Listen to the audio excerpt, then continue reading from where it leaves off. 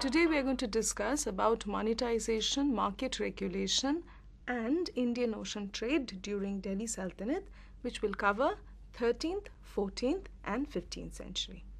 Now, with the advent of Delhi Sultanate, monetization or the use of money in India changed and the quality of money also improved. Now, initially during the Ghaznavid period, Hindu Shahi coins were abundantly used in areas of Kabul and Lahore, and these coins moved up to Rajasthan. And incidentally, these coins were also used in the central part of North India. But with Iltutmish, standardization reached a new height. Now, of course, one has to understand that supply of silver and gold, the metal silver and gold, always came from outside. So, money, the use of money and manufacturing of money is dependent on this supply. Now, standardization of Iltutmish reduced the amount of silver in these coins. So much so that the ratio of copper to silver, or rather silver to copper, was 1:80. Now, if we come to the value of silver coins with that of copper, one can say that it was 1:48. Copper coins were called jittals and silver coins were known as tankas. Now, after the control of Devagiri by Delhi Sultanate, this value was around 1:50. But of course, in North India, it remained 1:48. Now, as the empire expanded, the control of silver and gold came into the hands of Delhi Sultanate, and they were able to change these hoarded silver and gold into, or rather the reserves, into coins. So there was a supply of more and more coins into the market. Now, this supply of coins definitely gave an impetus to trade and commerce. Now, after Alauddin Khalji, what we see is there was an attempt by Muhammad bin Tughlaq to introduce token currency. Though this concept of token currency came from China, it was not successful. But if it was successful, then it could have combated the scarcity of the supply of silver and gold. But it was unfortunately not successful. Now, during Alauddin Khalji's time, we see a surplus of silver coins being minted, so much so that it was also used during the Tughlaq period. And it is noted that when Timur came to India, he saw the use of silver coins that was issued by Alauddin Khalji. During Firoz Tughlaq, remember that there was a huge scarcity of silver coins and of course gold coins. And silver and gold coins at a point of time became commemorative. Now, compared to 13th century, 14th century, there was definitely a scarcity of coins because of the scarcity of the supply of silver and gold. Now, in 15th century, we see Kashmir sultans issuing gold coins which were commemorative. Now, in the same 15th century, we see the sultans of Jaunpur, Gujarat, issuing silver coins which were again commemorative. We also hear about the smaller denominations like dirham in the market. But this standardization definitely gave an edge to trade and commerce. Areas like Bengal used cowries because of the availability of it. Like one hears about Bengal's trade with Maldives in cowries. There was an absence of use of coin here. Now let us move on from this monetization, this picture of monetization, into market control. Now, or market regulation.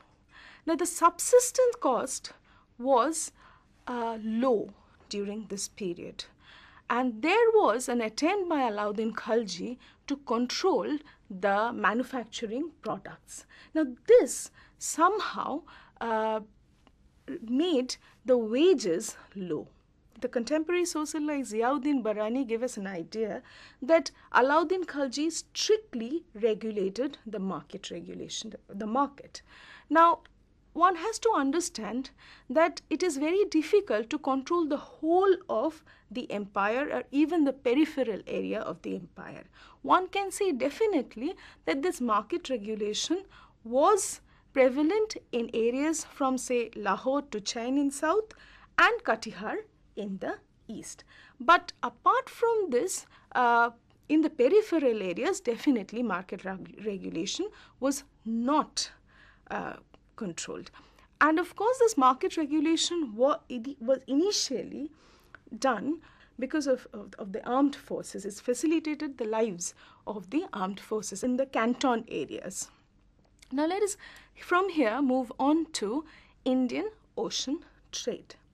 Now Indian Ocean trade, you have to understand that during this period, that is 13th, 14th and 15th century, was in a process of continuity, and we also saw a huge change in the trade. This change was in the technology of the shipbuilding. The changes occurred in the consumption pattern of the consumers, the nature of the traders, and the bulk of the trade. Now, Indian Ocean trade definitely has to be seen from the point that it was continuity of the past, because the process of trade did not stop before 13th century. Now what happened in the 13th century, that we see that in the whole of Asia there was an attempt to bring about a kind of a political stability. Now this political stability again initiated a stability in the maritime activity, and India played definitely a very, very important part. Now we are going to now move on to the components of these activities. Now first of all is all the major sources talk about how India became the consumer of the world gold. Now this has been seen from time immemorial that India hoarded gold, the international gold, in lieu of its products. Now this has been reported by, let's say, Persian historians like Wasaf, then geographers like Alumari, and even till the 17th century traveler Bernier reported of this. Now let us come now to the fact as to how trade was conducted, in what trade was conducted.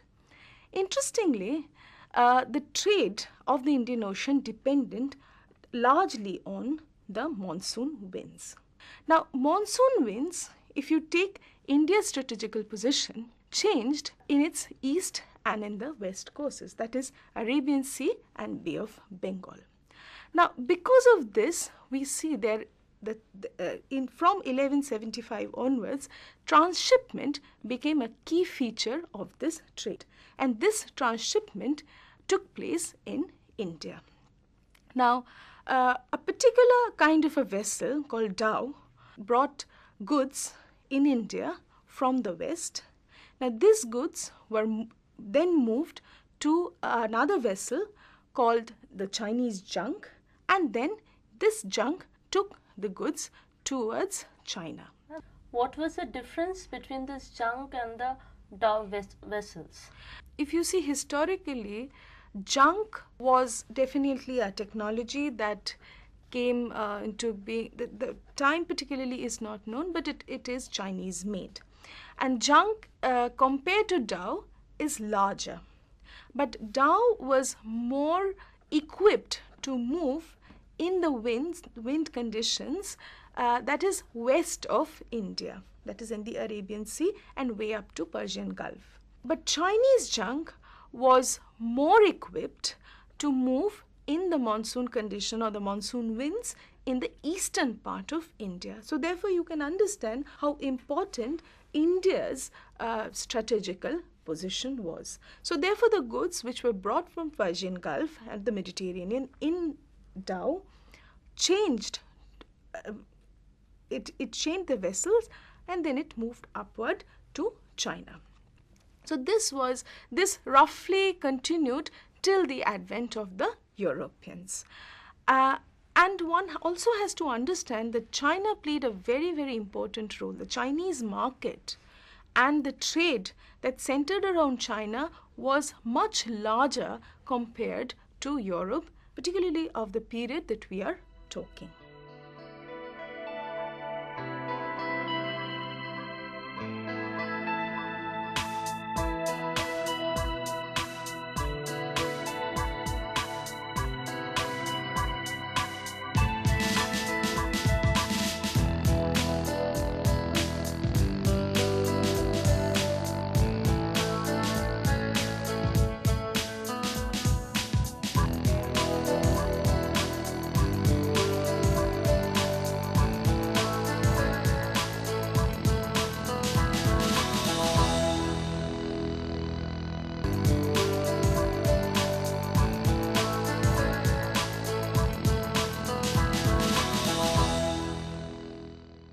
Now let us move on to the goods that were there in the trade.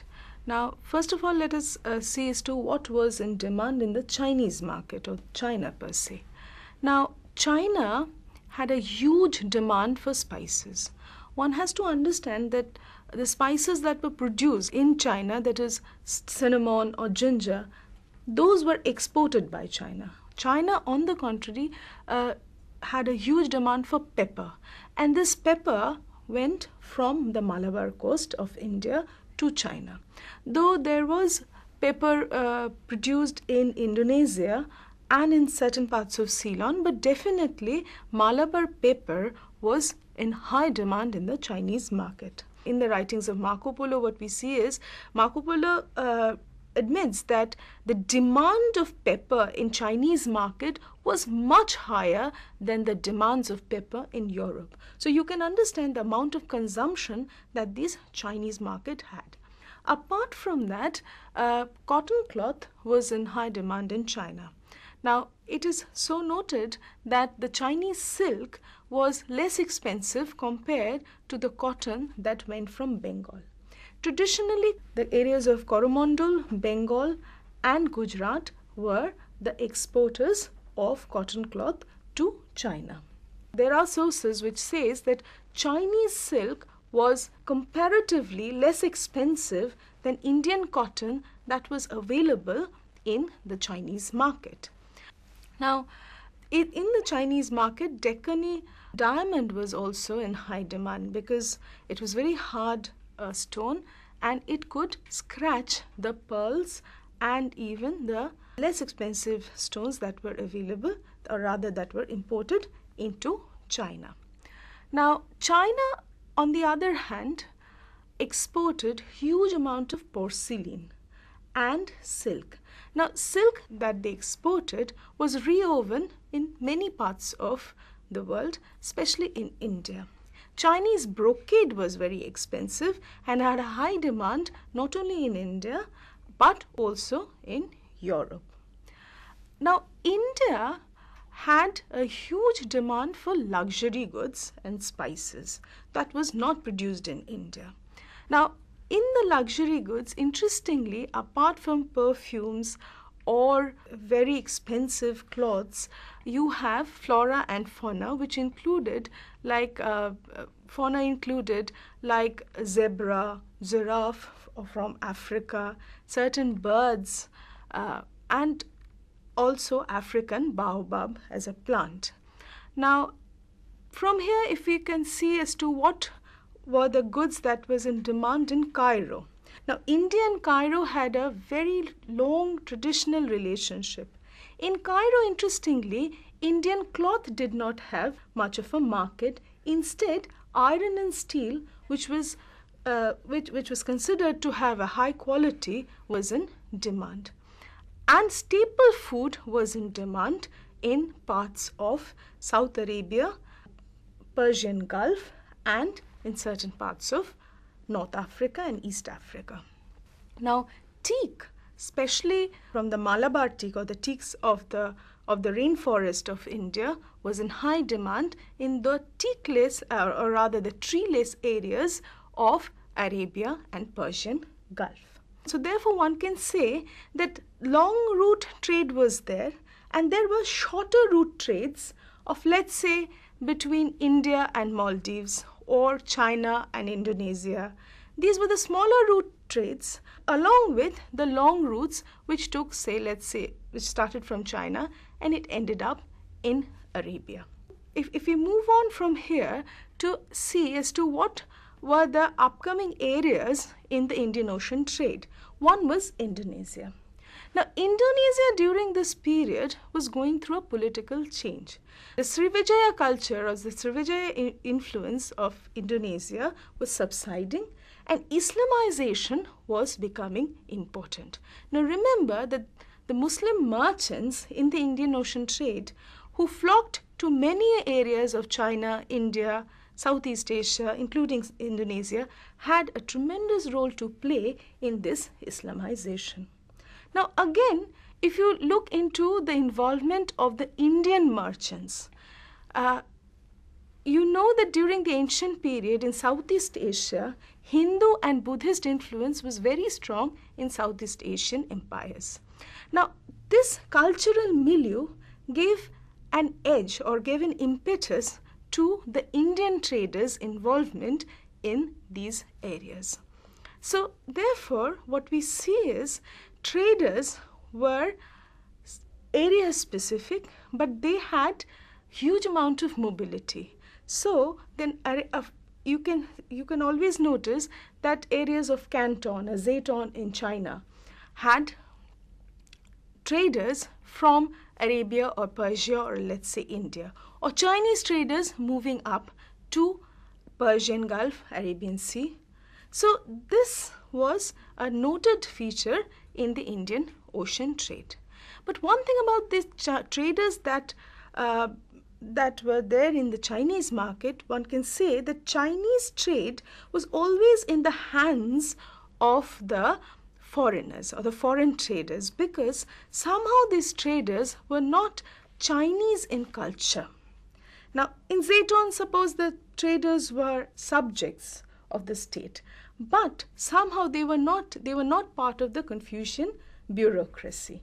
So the traders maintained their own identity. But in case of India, somehow the traders over the years had familiarized themselves with the land. So all these things were happening. Now these kind of cultural changes were happening during the period of our discussion.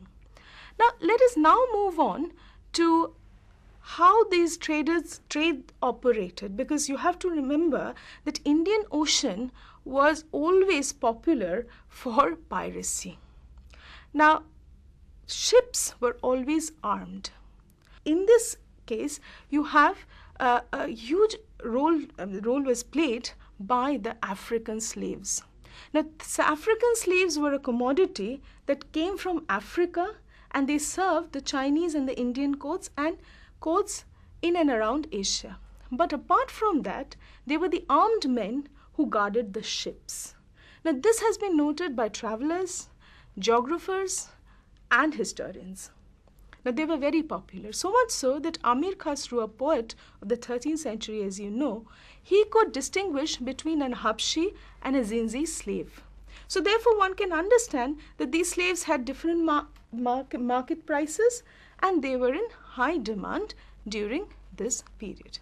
Another very important commodity that was consumed by the Indians was the war horses of mid-Asia. Now, we hear about the Pandyan kingdom, which was in the interior of South India during the medieval times, which had a huge demand for Iraqi horses.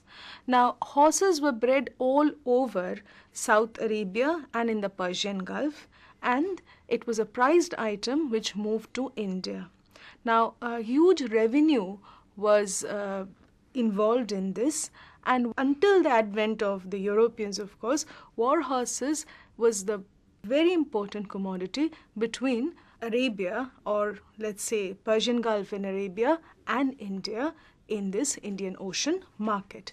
Now, India alone consumed almost 80% of the war horses which moved from this area to the east. So one has to understand that these are the commodities over which the Indian Ocean market thrived. The traders, definitely maintaining their identity, was able to control this area or this trade. And before the advent of the Europeans, now this was the condition in which Indian Ocean trade prevailed. Ma'am, you talked about slaves being exported to India. Now, did these slaves have any particular role to play in Indian politics? We hear about in the 13th century, 13th, 14th century, these slaves playing a very important role in the center. That is, you know about Razia and her connection with an Abyssinian slave. In Jaunpur, we hear about a slave, a Habshi slave, becoming a political head. Therefore, one has to understand that once the slaves were brought here, they were absorbed in the political scenario for different purposes. They automatically gained power and became important. So you have to understand that these slaves, some of them were trained slaves. They were trained in arms and ammunitions. So automatically they will gain power and they will gain political power. Therefore, that is very important to note. Especially the Habshi slaves, they were very popular for their political role in Asian politics. So let us come to the conclusion of this lecture, that you have to understand that 13th, 14th, 15th century, an economic change was ushered with the advent of the Delhi Sultanate. Standardization of money changed, the use of money became more and more, and trade and commerce flourished. Now, Indian Ocean trade, on the other hand, flourished not only in the hands of the Delhi Sultanate, but throughout Asia. The political stability brought about a huge change in the nature of Indian Ocean trade, which influenced the next centuries in long. Till the advent of the Europeans, definitely trade was in the hands of the Asians, and the merchants maintained their own identity. Certain commodities became very popular and was in high demand, and definitely a lot of technological changes ushered in the making of the shipbuilding process.